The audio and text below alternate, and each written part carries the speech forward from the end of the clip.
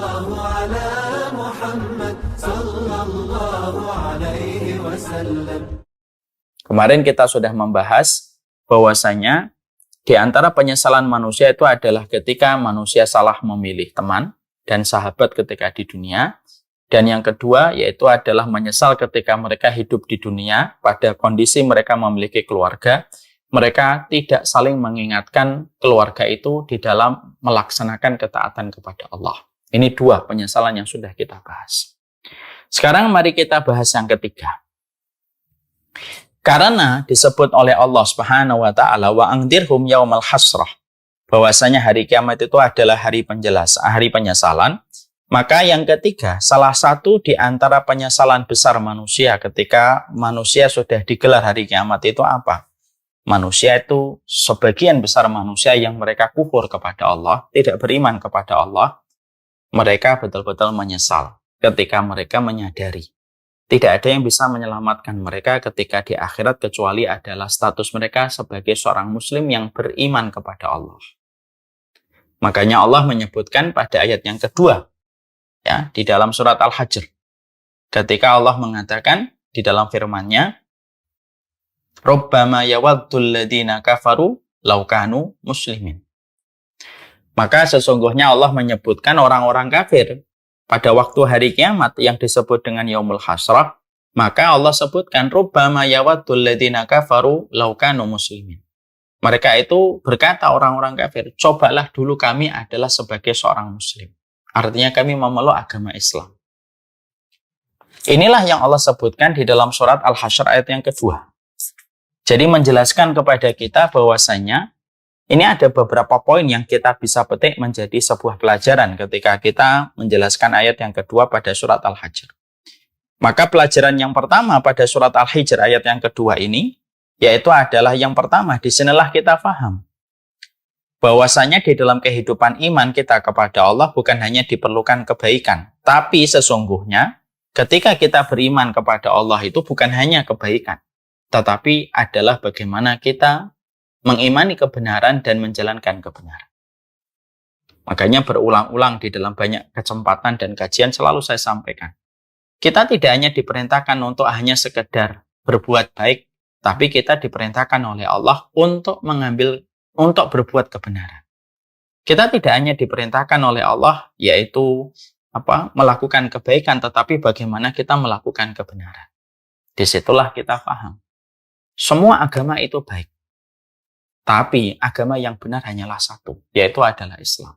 Karena apa? Kalaulah semua agama itu benar, sebagaimana kalangan pluralisme hari ini begitu giat dan getol, mereka mempropagandakan tentang pluralisme bahwasanya semua agama itu adalah baik dan benar, sebagaimana mereka mengambil sebuah referensi, banyak jalan menuju ke Roma, lalu mereka mengatakan bahwasanya semua agama itu adalah benar. Tidak mungkin. Allah menyampaikan surat Al-Hijr ayat yang kedua, di mana perkataan mereka, orang-orang yang menyesal adalah rubbama yawaddul ladzina kafaru law kanu muslimin. Tidak adalah kalau memang semua agama itu benar di sisi Allah, bahwasanya semua agama itu baik dan benar semuanya di hadapan Allah, maka tidak ada perkataan yang Allah sampaikan di dalam ayat yang kedua surat Al-Hijr. Tapi ketika Allah memfirmankan untuk kita bahwasanya perkataan orang-orang kafir ketika waktu di hari kiamat adalah mereka menyesal ketika mereka tidak memeluk Islam, disitulah kita harus paham. Memang banyak jalan menuju ke Roma, tapi hanya satu jalan menuju kepada Allah dengan agama yang benar dan agama yang baik. Agama yang baik dan yang benar itu hanyalah Islam. Dan ini untuk mementahkan orang yang beranggapan bahwasanya semua agama itu benar. Saya sepakat agama itu baik, semuanya baik. Tapi saya tidak sepakat kalau semua agama itu benar. Karena tidak mungkin semua jawaban itu benar. Bukankah kita belajar dari contoh ketika kita dulu menyelesaikan jawaban pada pertanyaan ujian di waktu SD?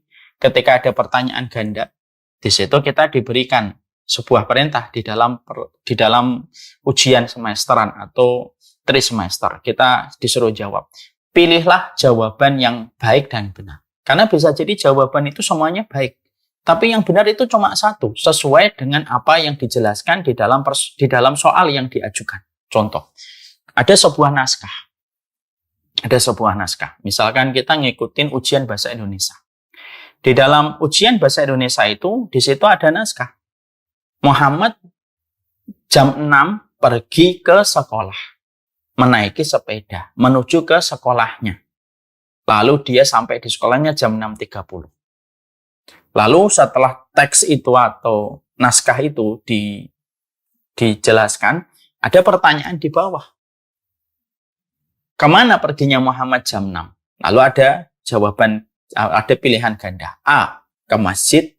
B, ke rumah yatim piatu. C, ke sekolah. D, ke lapangan. Kalau kita dapetin dari pilihan ganda 4 A, B, C, D, semuanya jawabannya baik. Semua jawabannya baik. Pergi ke masjid baik. Kayak rumah yatim piatu baik. Ke lapangan baik. Tapi yang benar hanya satu, yang sesuai dengan naskah yang tadi disampaikan sebelum pertanyaan itu diajukan. Kemana perginya Muhammad jam 6? Ke sekolah. Maka yang benar adalah ke sekolah. Walaupun jawaban yang lain itu baik tapi tidak benar. Karena yang benar sesuai dengan naskah. Itulah jawaban kita. Tentunya di sinilah kita memahami. Allah itu ingin menegakkan bahwasanya ketika terjadi hari kiamat, Masya Allah, ketika terjadinya hari kiamat, terjadi sebuah penyesalan, dan salah satu di antara poin yang ketiga terjadinya penyesalan, yaitu adalah orang yang hari ini mereka melihat Islam, lalu mereka mengetahui Islam, tetapi mereka tidak memeluk agama Islam, maka kelak pada waktu hari kiamat, merekalah yang paling menyesal. Lalu mereka berkata di dalam neraka, ketika mereka digiring menuju ke neraka, mereka berkata, "Lau kanu muslimin." Cobalah kami dulu seorang muslim. Ya. Jadi inilah yang menjadikan kita paham. Berarti mendapatkan Islam hari ini di dalam kehidupan kita, itu bukan hanya sekedar merupakan bagian dari sebuah keturunan. Ini bukan agama keturunan, tapi ini merupakan anugerah. Kalau menjadi keturunan, menjadi agama keturunan, atau menjadi agama warisan, ya kalau kita tidak mengupgrading diri kita untuk mengenal agama kita. Tapi kalau kita betul-betul tahu betapa berharganya keislaman, dan sesungguhnya keislaman ini harganya sangat mahal, dan kita tidak akan tahu harga mahalnya keislaman yang kita miliki ini sampai nanti kita berjumpa hari kiamat, maka kalau kita tidak tahu, ya mungkin kita tidak akan menghargai. Makanya ketika kita membaca surat Al-Hijr ayat yang kedua, kita akan tahu betapa mahalnya harga keislaman, karena sesungguhnya keislaman itu akan memberikan keselamatan, walaupun kita masih melakukan banyak dosa. Ustadz, mana yang lebih baik? Ya, Ustadz, apakah orang yang muslim pasti akan mendapatkan rahmatnya Allah, walaupun dia banyak dosa? Iya.